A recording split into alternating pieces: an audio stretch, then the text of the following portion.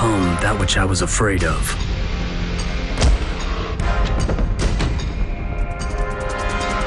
I became that which I feared. Destroying you will be like sweet nectar. I thought butterflies ate pollen. No, that's bees. Butterflies eat nectar.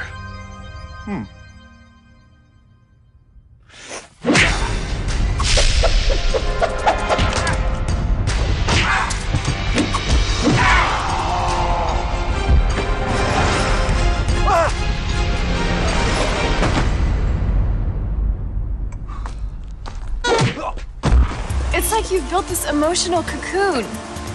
Kiss me.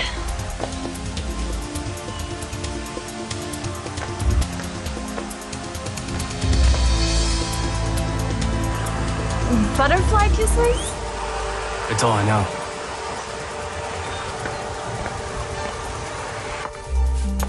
Sir, I'm afraid butterflies aren't scary. You aren't afraid of them? No one is, sir. You weren't there. You weren't in the field. You didn't feel their creepy little feet and their violent, loudly colored wings. But, sir... Stop! I don't think... I don't care what you think. This is not a democracy. It's a monarch. E. Everyone is gonna be okay. Just kidding. He will come. The trap will close, and I will pin him in my photograph album. I'm the kidder. Well, I'm not kidding about that. I am the winged terror of the night. I am the proboscis of doom. Evil men despair where I alight. I am Butterfly Man!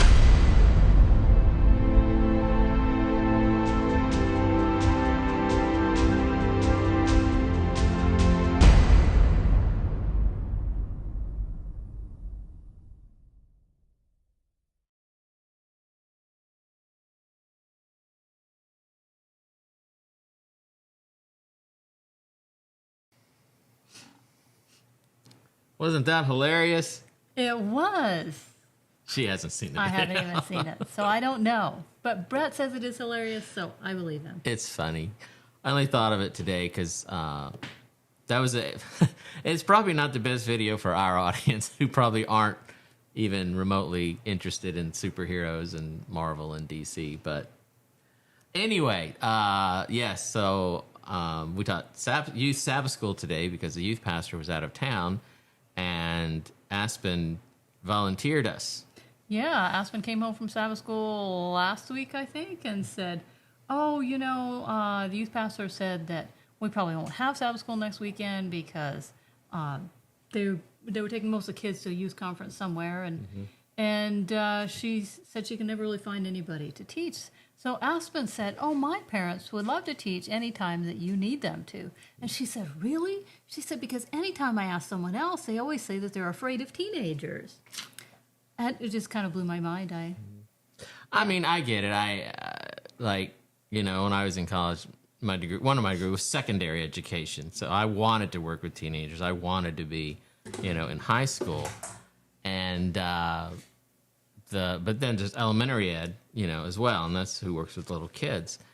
And I applaud them and admire them. I couldn't do it. I think when I was my first job, I substituted kindergarten once, and it was the hardest. I think I did. It was for 3 days because the kindergarten teacher was gone, and it was the hardest 3 days of teaching I've ever done. And it wasn't like their problems were. Or the issues were, you know, these huge, big, earth-shattering. I mean, everything was so simple and easy to fix. It was just an onslaught of simple and easy fix problems. Like, you know, the recess girl come just in tears. You know, Billy won't play, share the ball. And I said, you tell Billy, I said, to share the ball. And then smiles, okay, and off they bound. And it was just every second it was something. Yeah. Yeah, my mom, too, did some substitute teaching in the lower grades for a little bit. But it really bothered her because she said all day long, little kids were coming up to you saying, going, pat, pat, teacher, teacher, pat, Yeah. pat, teacher, teacher, all day long. Yes. And yes. My mother was of German descent, and so the whole pat, pat, teacher, teacher thing was just eventually... It's a little much. Yeah. Yeah. Yeah. So give me teenagers any day. But some people, they terrified of teenagers, but love, you know, first, second, third grade. And I'm like, yeah, you can have it. It is a good thing. Yes. Yes. Anyway, during that, one of the things I do is I do an either or. You have to, in the middle, and I'll give you two options. You have to choose one or the other and go to that side of the room. And one was, do you like DC or Marvel? Because those are big in the, you know, teenage world these days. That, you know, the DC TV shows mostly, they have some movie. And then Marvel Universe, the cinematic universe. And we had, I think, two on the... No, not two. Was it just... there's only a few on DC. Two, yeah. It was two on the DC side. Everybody else was Marvel. And anyway, Batman is DC, and the little video was Butterfly Man. I just thought it was funny, and so I shared it today because we did that in Sabbath school. Yeah, one of the questions that divided the kids up fairly evenly, I thought, was do you like English or do you like math? Oh, English math. Yeah, I Yeah, thought that would be it was- more, but it was pretty split. It was pretty split, Pretty yeah. split. And I was able to use that illustration or use that question as an illustration today. We shall see that later. Yep. That- Inspired by Brett's question in Youth Sabbath School today. Yeah, it's a good application too. I wish I had thought of it. Or you should just come up, oh, I got something. But we were in the middle of running around, so. But yeah, so that was fun. And anyway, if you're watching, you're seeing us with these great big microphones we've never used. So a And brief we'll explanation. probably never use again. I'm just testing them out. This is part of a 4-mic podcasting setup I bought for the university, not us. Because that's one of the things I teach over there is podcasting instead of radio. We do podcast now, but it's practically the same thing. But the technology is so much cheaper for anybody to buy. So instead of buying a radio station, you can buy a podcast. Actually, you can do it off your phone. It's so simple. But we're trying to get the professional sound and look and teach the students how to use the pro level podcasting. So Aspen is on our podcasting board that looks more like a DJ mix board. Oh, yes. You want to show the people what it can do? Yes. And I have no idea what button she's pushing, so we talk and then we end up sounding different. I'm sure this is the deep professor type voice of someone with great knowledge. And experience. And now here I am sounding like a superhero, I assume. Or probably like the Chipmunks. Chipmunk superhero. Has all these presets. These are the ones that just came. Built in, and she likes to push the pretty lights.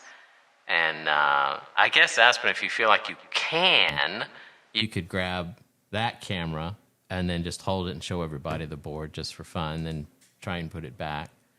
It is kind of a cool looking board. I didn't expect it to be so pastel-y colored when I purchased it.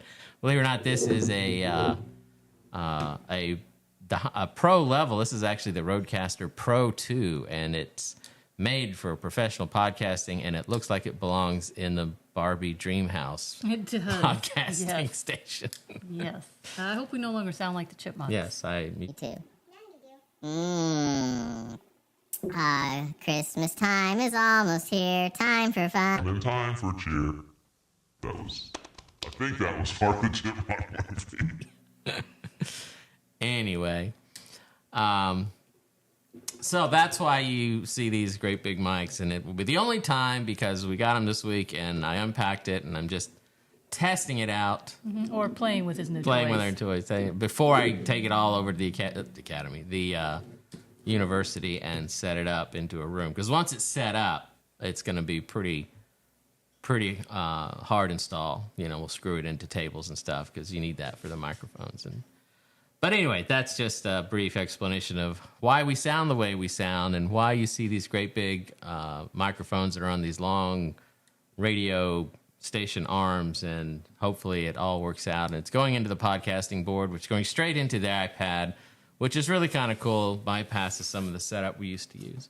But anyway, on to today's topic, which is butterflies and us.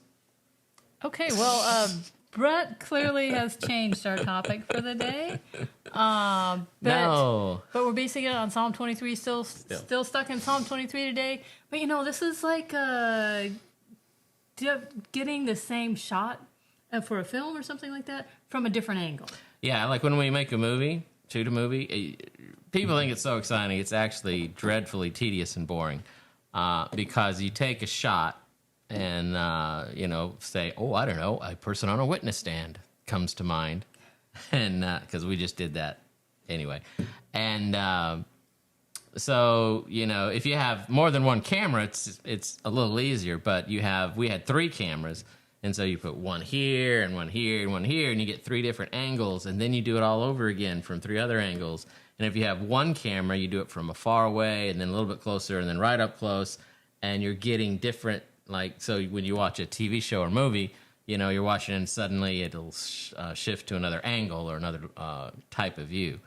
And that's to give you the same thing that's happening, but from a different perspective, which is Psalm 23, what we're doing. And we're not stuck in anything. No. No, we are simply moving the camera around and getting different perspectives of the same thing. Yeah, a different way to look at something that may appear to be the same old thing, and it really isn't. We have a lot of different ways that we can look at Psalm 23, and it illustrates a lot of different stuff. I know different stuff that I had never thought of before, but now I've really spent some time in it. It's been a lot of fun. Yeah. So Psalm 23, verse 4, Yea, though I walk through the valley of shadow of death, I will fear no evil, for thou art with me, thy rod and thy staff, they comfort me. So we've talked about this before, how the valley of the shadow of death represents God's discipline, right? And we are not off the path of righteousness, but anyways, after all, see how the text ends here with the mention of the rod and the staff. So a place of discipline, right? And yet the rod and staff, they comfort us. So there is God with us on the path of righteousness, going through the valley of the shadow of death. And with him, he has his rod and staff. And at first glance, we think of these tools as discipline. And discipline, we tend to go straight to someone is beating us, basically. And I'll have to admit, on occasion, it seems as though God is trying to beat us over the head with something he would really, really like it if we happen to get it. But it takes more than once or twice or a few years sometimes. We have a saying in recovery that all life lessons will be repeated until learned. Yes. And it just means that, when there's something life needs to teach us, it's going to keep bringing it over and over till we finally, now I get it. The light bulb goes on, however Yes. dim it may be, finally. Or I am finally ready to admit truth and stop Yes. living in the lie. That too. But this time, this is where discipline looks different than we think that it does. When we're seeing people go through a hard time, and maybe we know them better than, others might, we go, aha, God is disciplining them and beating them and trying to straighten them out, and that's not really how it works. No, it's more like the Pharisees in the Old Testament. Whenever they saw somebody rich and happy, they thought, there's a righteous person whom God has blessed with wealth because they're righteous. And then the poor and oppressed were like, well, they must have some evil in their lives because God is cursing them and keeping them down. And so if you were spiritual and pious, you were obviously rich and well-to-do. And if you weren't, you were evil and sinful. You would be poor and common. And not that people think that today, thank goodness. No, thank goodness people don't think that today. So, okay, so it's going to sound like I'm just going to be way off topic and going down a different path, but it's not true. If you listen, you will see where this fits into the whole thing. Yes. Okay, so we're going to switch over to the story of David and Goliath. Oh, David and Goliath? Yes, David and Goliath. Did you say David and Goliath? I did. David and Goliath. I have a video. Maybe we should take a look at the Bible story David and Goliath before we go on. So here's a deep, instructional, very well thought out theological video on David and Goliath. There were none who could defeat the giant Goliath. Goliath taunted the Israelites, saying, I will tear off your heads and feed you to the piranhas. Everyone was afraid but David, who said, I'll fight Goliath. They handed him the best weapons of the day, but David said he'd fight with sticks and stones. So David went down to meet Goliath for a fight to the death.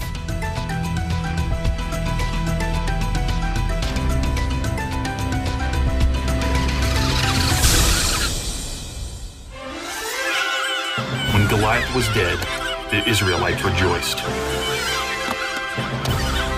They carried David off on their shoulders and made him president. What does the Bible teach us here? Look both ways before you cross the street.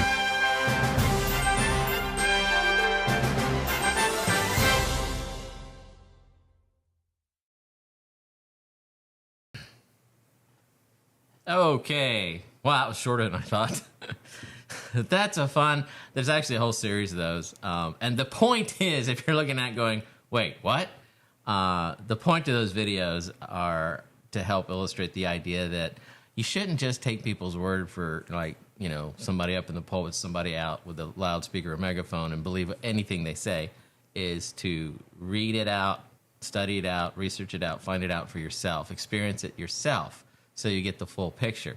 I actually think that has always happened, but with social media and the internet and everything, I think it obviously happens way more, where people are so willing to accept just if something they see agrees with how they think or feel, they accept it as fact and ignore the rest.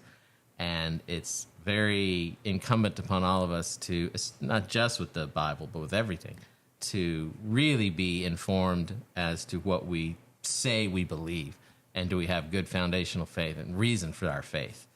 Because as Miranda is about to explain, there's plenty of good foundation and reason for our faith and how to live.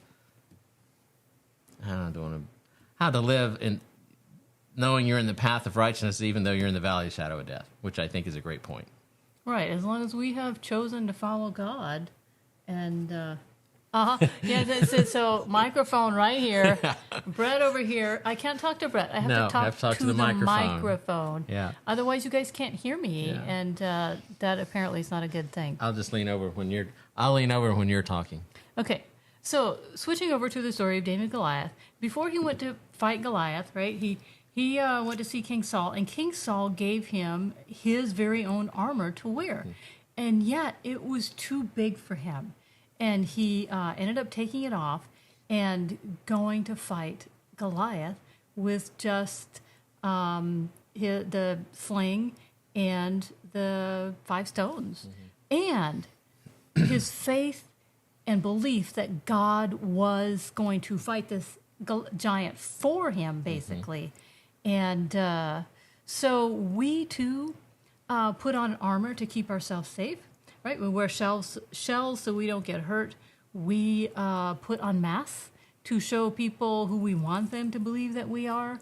But there in the valley of shadow of death, Jesus carries the rod and the staff and used it to keep the sheep safe. Notice that we aren't supposed to be keeping ourselves safe, basically, right?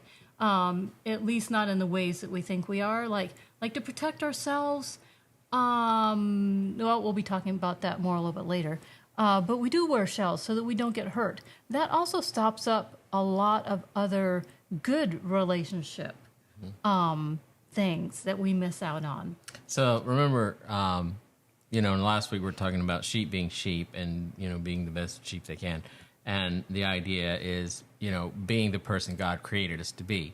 And that's what it means for us, to be a sheep. It just means being and living the life God, created and planned for you. And in David's case, for instance, he was being the best shepherd he could be, which included, protecting his sheep. And so that was one of the ways he was really good at the slingshot.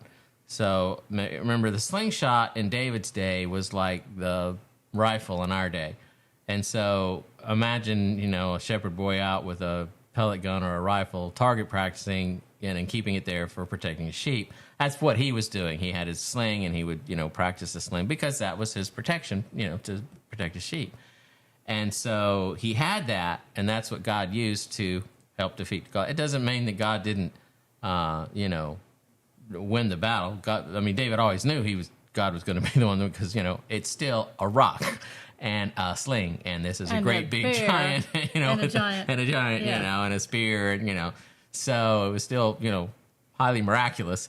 But because David was living who God created him to be and doing the things that God created him to do, God was able to use his experience in that situation. And it doesn't have to be a sling. It can be whatever God is in your life. He can use those things to work fantastic miracles. Right, absolutely. And so, anyway, so rod, from the research that I did, was basically the shepherd would find like a young sapling, and they would yank it out of the ground, and then they would take the root ball and shape it into a club. I want to know, if you ever tried to rip a young sapling out of the ground? Well, I can't rip up one of the weeds when it gets big enough. Maybe it was very sandy soil. I felt very unmanly back in our last house. We were like, weeds, pull up. Well, get the chainsaw. And I couldn't pull up a little weed. It was so embarrassing. One of our okra plants got a really heavy-duty stem on it. That's That true. thing was hard to get out as well. Oh, Shepherd could have used that. That's for sure. So anyways, and it was my understanding that the shepherd, I mean, it's not as though it was something that the shepherd would just stand there and beat on whatever it was. We hope not. He could throw the club at an animal. If his aim was good, clearly it would help defend the sheep against that. It would help defend the sheep against that. I'll be sitting next to Miranda, reminding her all through. To speak Speaking into to the mic. the microphone. Yes. So this was a really fun idea to try these out, except for me. Yeah. So we're only doing it once Sabbath. then. Yes. It's not actually meant for this kind of thing. But anyway, keep going. Yes. Okay. So basically, since it's a shepherd that carries a rod, right, that means we don't need to provide our own armor, shells, or masks, no matter how well we think that they are working for us. Because I know for years and years and years, I have loved to wear a shell, right? It keeps me safe from other people who inadvertently say or do something to hurt us, right? So, but you know what? Let's take a look at Matthew 6, where Jesus says, don't worry about what you eat, what you are going to drink, or what you are going to wear. Don't worry about that, because God knows everything that you need, and if you seek after God first, He will provide everything else for you. He will provide what you need to eat, what you need to drink, and what you need to wear. Okay, so now walking there on the path of righteousness, the shepherd has the green pastures, right? And he leads the sheep to still waters for the sheep to eat and drink. And now it doesn't talk about what the sheep wear, right? Or about the shepherd providing something for the sheep to wear. But you know, we're going to make a spiritual analogy to this. If we are walking on the path of righteousness, we are probably wearing the white robe of righteousness that Jesus gives to us, right? When we are walking with Him. And so just picture the little sheep there wearing their white robes of righteousness because they are with the Good Shepherd. But aren't they white already? Well, maybe they're black sheep. They're black sheep. Yeah, maybe who they're now black sheep. Are wearing white robe because they live in Zambonia, where it's very, very cold, in Wakanda this was a Highlands. Spiritual analogy, Brett. That's true. That's true. You know, all the same, yes. Yeah, I guess one thing you reminded me of was not wearing shells, you know, putting the masks on. This is going to sound weird, but it was true. Some of the most honest, unmasked people I ever lived around was when I was at UC Davis and a bunch of actors. And you would think actors would be the most masked, and they weren't. They were the most honest, real, because they're so screwed up. They're so messed up. And I'm just being honest. So even through the years of doing the act team, my drama team, the best actors were the ones who were the most dysfunctional. But they were so messed up that they just wore their emotions and their experiences on their shirts. I mean, they would just talk about it. Yeah. You know, that reminds me, honestly. Okay, so I've certainly taught Sabbath schools, or you've taught Bible class and such, you know, in the church, in the Seventh-day Adventist academies and such like that, you know. And the right answer to any question in that situation is Jesus. Jesus. I always ask them a question if they don't know. Jesus, He's always the answer. Yes. And I'll have to admit, when I was teaching a Sabbath school that was predominantly public school kids, I got honest answers, and I loved it because we knew, I mean, it gave you something real to talk about, right? Yeah. Instead of, so how was your week this week? Yeah. Oh, you're talking about New Creation. Yeah. Yeah. Boy, Yeah. when she had Sabbath school, because we had public school kids there, they were the ones that were like, I'll tell you exactly what I think. Yeah, I mean, you know, they would share. No pretending. No, Jesus is the answer. Yeah, and Jesus is the answer, clearly, but not to what color's your hair today. Yeah. So yeah. I know why I brought that up. And occasionally in that Sabbath school, we would get visitors who would just bless their hearts. Just put on that, and the sweetest kids. Yeah. You know, just the sweetest Nice. kids. I love those kids that would come to visit. Some families came on a rotating basis, kind of, and so. Yeah. Anyways, yeah, but they were used to going to the other kind of Sabbath schools and would smile and say Jesus if they didn't know the answer. So, Anyways, that was just, I mean, church should be the place where we can reveal who we are and honestly learn about a deeper relationship with Jesus. But honestly, sometimes it seems as though it's a place to put on the mask of being good and righteous and such. Yeah. So. I remember the Davis, eventually these people would open up to me, and one of the things they used to, first they knew I was a pastor when I went in, and so they would curse and apologize and curse and apologize, and all day long they were cursing and apologizing. And eventually I said, you don't have to apologize. I mean, you're not offending me, you know. But then they got a big kick out of my cursing, because I'd always be like, fudgesicles.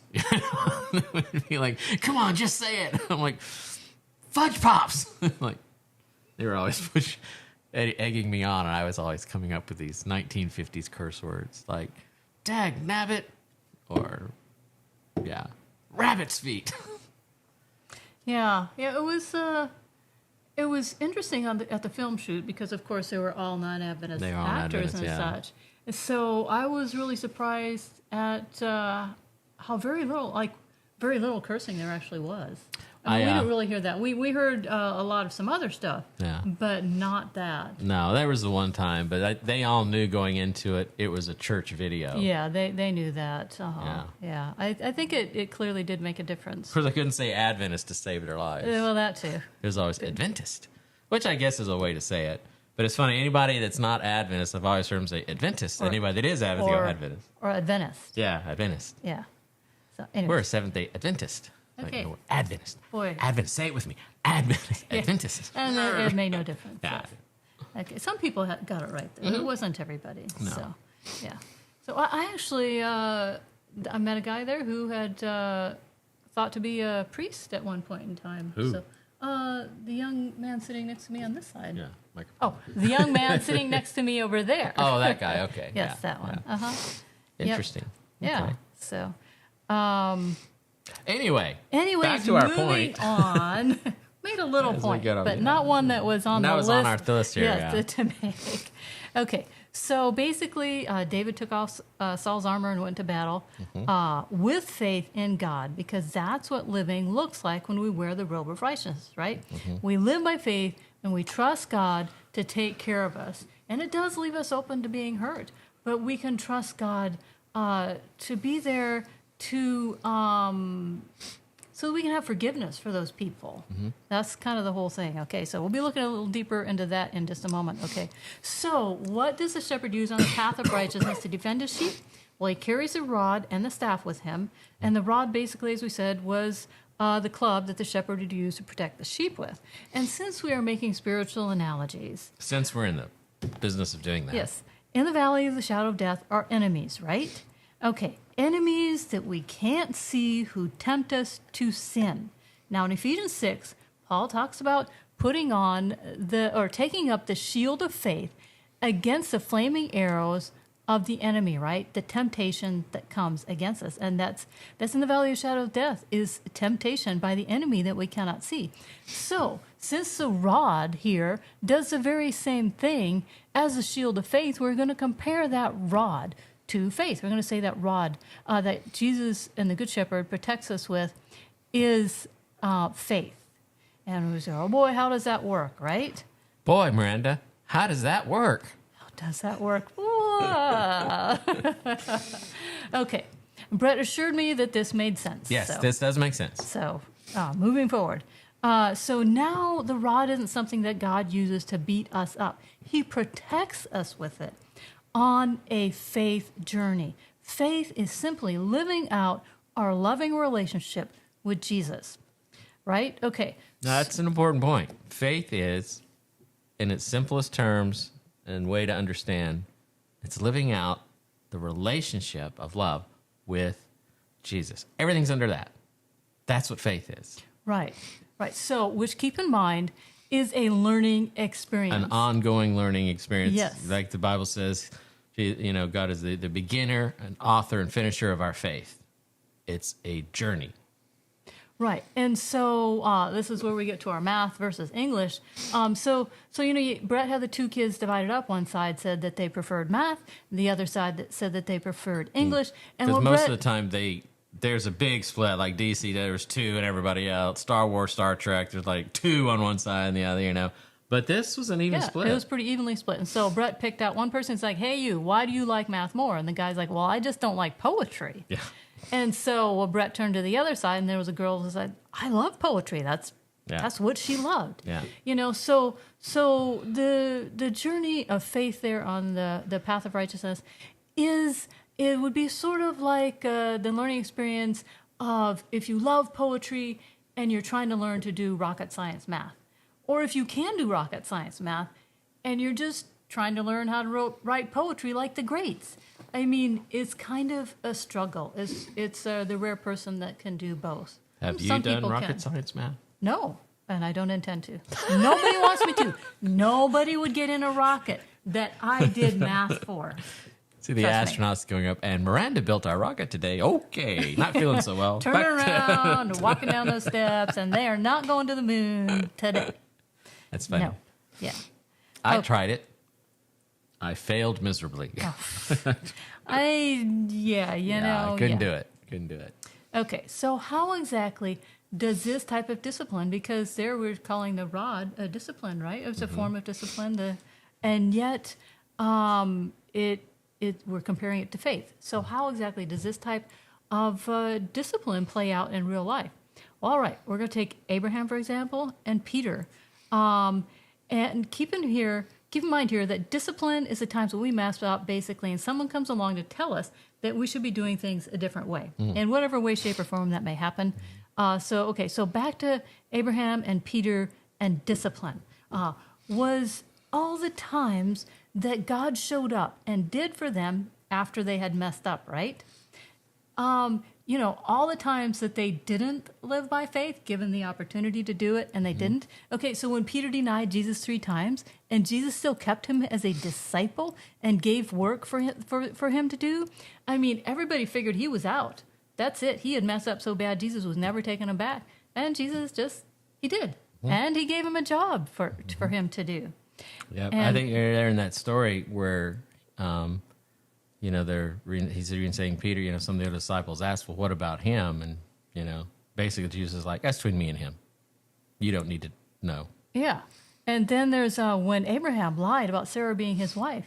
And yet... Did he really lie, though? Yes. He told... They were sort of related. It was a half-truth. Even worse than the out-and-out lie.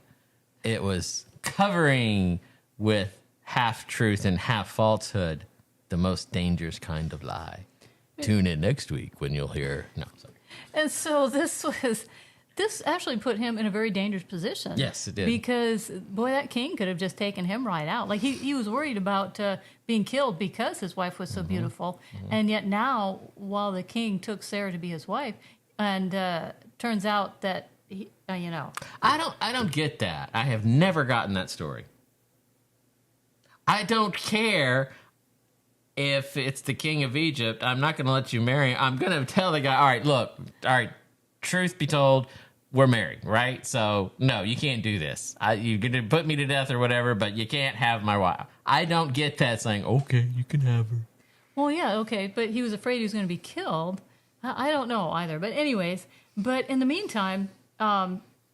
clearly the likelihood of him being killed was not deleted by lying like that. And as we said earlier, all life lessons will be repeated until learned, because that wasn't the only time. Yeah, apparently he did that twice. Twice. And yet, the king let him go, and he give him some extra things and such like that, and said, here, just go ahead and go, and we'll supply you with...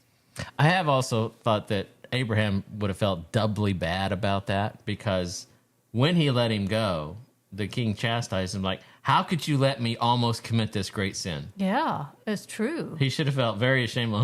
Well, he probably was. And the fact that God took care of him despite of his actions was part of that faith journey. I mean, what a discipline, right? God hardly had to beat him over the head. He was doing it to himself, no doubt, you know?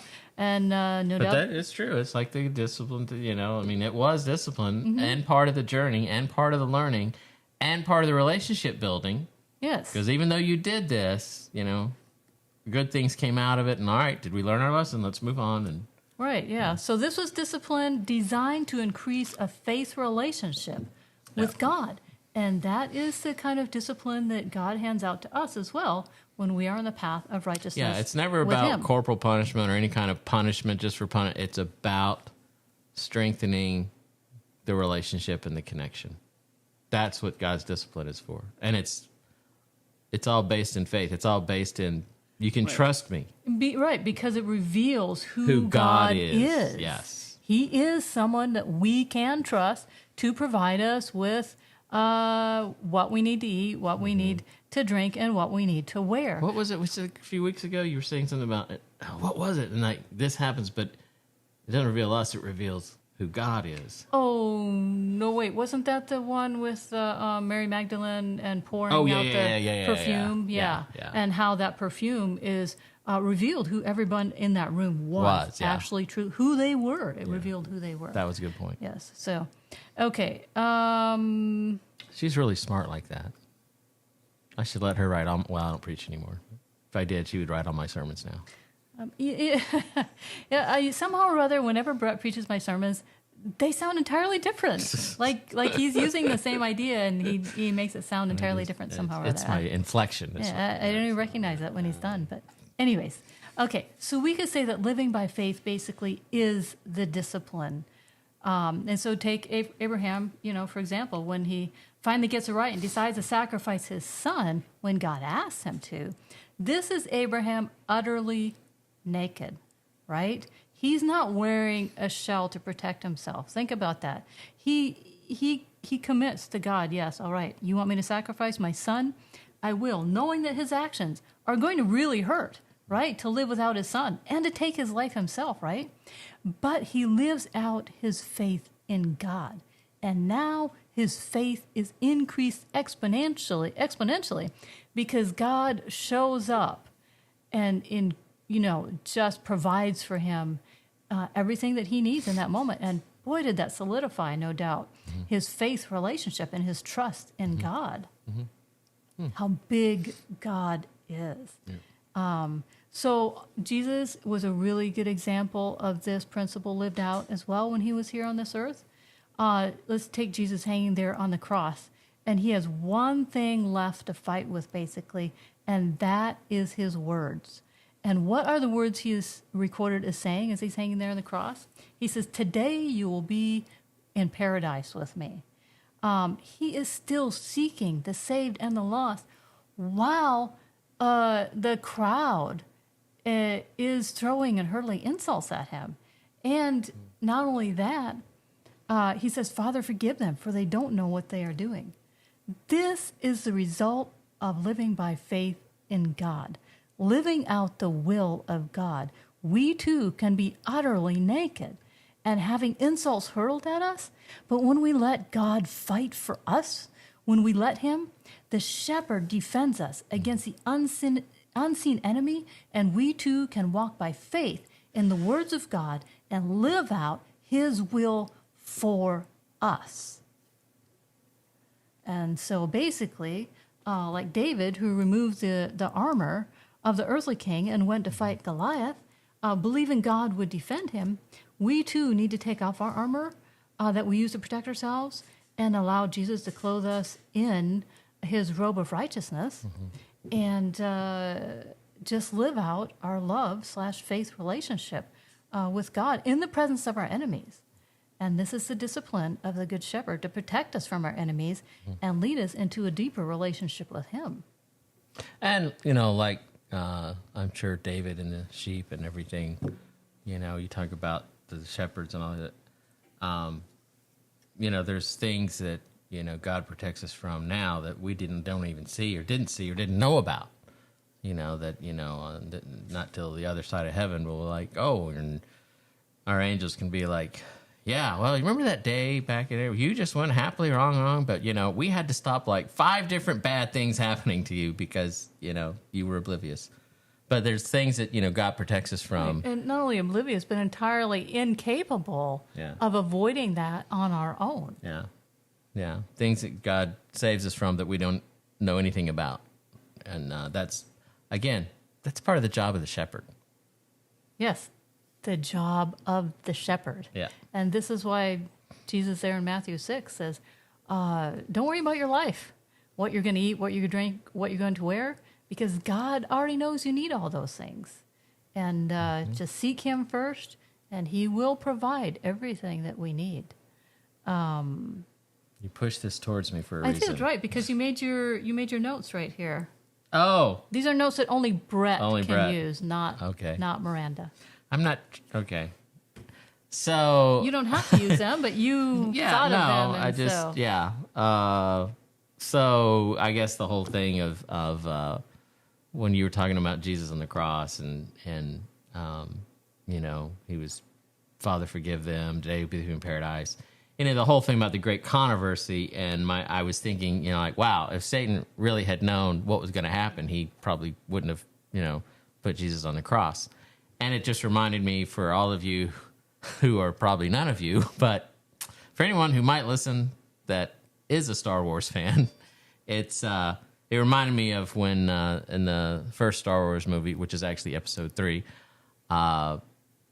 when Darth Vader and Obi-Wan Kenobi are fighting, which is actually pretty relevant today because with the Obi-Wan TV series, there was a big fight there that many people were disappointed with, but Obi-Wan and Darth Vader had a fight. But if in Episode 3, they have their final fight, and just before he dies, well, he doesn't really die, but just before the end of the fight, Obi-Wan says, "You can't win, Vader. If you strike me down, I will become more powerful than you can possibly imagine." And, Vader was short-sighted enough because he was so tuned into himself, he was so selfish, he was so about him and revenge, that he didn't understand in Star Wars theology anyway, the force life after you are killed. And so he strikes down Obi-Wan, and instead of cutting him in half or anything, he just disappears, which totally befuddles him. He's like, what is this? And he didn't see what was actually next. He couldn't see. And then that made me think of the Chronicles of Narnia, when the witch, put Aslan on the, the stone table, and they all rejoiced in killing Aslan the lion. And then, of course, if you've seen Narnia, have read the books, he comes back to life, and he says to the children, the Pevensies, there is a deeper magic that the witch did not and could not understand. And, of course, this is talking about the resurrection. And just the things about, the selfishness, the living for revenge, the short-sightedness of both Satan and the White Witch and Darth Vader, they could not see beyond what was in front of them. They couldn't see beyond this, to the greater love, to the greater power that, God had. Right. Okay, so I like this part. If you strike me down, I'll become more powerful than you can possibly imagine. I mean, that... when we take off our armor and our masks and our shells and such, we're standing there utterly naked and entirely incapable now of protecting ourselves. And yet we are trusting in God to defend us. And this is one of those things where when people do come along and cut us down with words or other things, that are painful, we will rise up then by the power of God and not be vengeful and not get even, and we can love them back by the power of God. Yeah, there's a saying in recovery that goes along with that. It's hard to believe, but it's mostly true. If you want to be completely invulnerable, become totally vulnerable.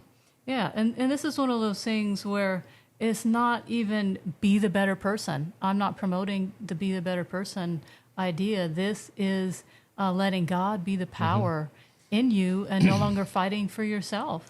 And you truly will rise up more powerful. Because the idea behind that is kind of that is I'm completely open and vulnerable because in recovery, it's because God has forgiven me. I have made amends.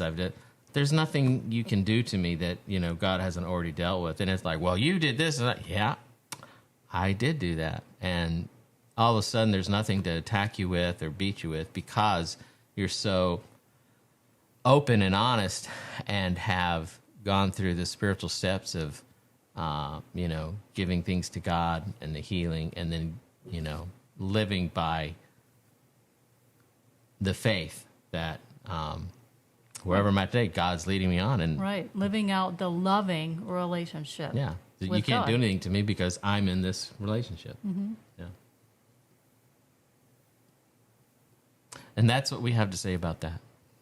Yes, I hope it gives you a different camera angle of Psalm 23. Yep. And how that applies to your own personal life. And there's a lot of different, as we look at these things and we keep coming up like, well, this is the same passage. And it's like, yeah, but it's a different look. It's a different perspective. It's a different depth to it, and it's true. The whole Bible's like that, different angles, different perspective. You can get so many different things out of the same, stories over and over in passages. Mm-hmm. And I love it. I love taking things apart like that. Yeah.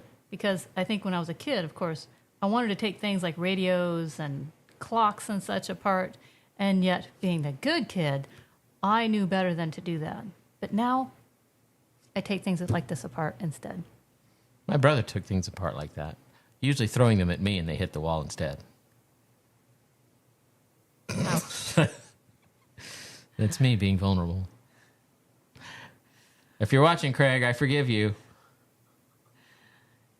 He's probably taking a nap. He's probably taking a nap. Yeah, that's true. Anyway, so again, you won't see these mics. This was just our one-time practice with these, and so we have no idea what it sounded like until we watch later. But Aspen assures us by her thumbs up that everything's working great. No thumbs up. Okay, so we'll be back next week without the mics. And what are we talking about next week? I'm not sure. Remember, let's see, I was looking at this morning was that yesterday morning? About the Pool of Bethesda and the crippled man that got healed after 38 years. Yeah. And the sheep gate and things like that. And it was all very interesting. And we might very well talk about that next week. Actually, that and would be we'll good. have to see where it might very well fit into Psalm 23. Psalm 23, yes. Yes. I get. Yeah, actually, when you're talking about it, that was good. We should do that. That was really good. I liked it. Okay, so join us again next week. We'll have more fun video and conversation and talk about Bible things. And yeah.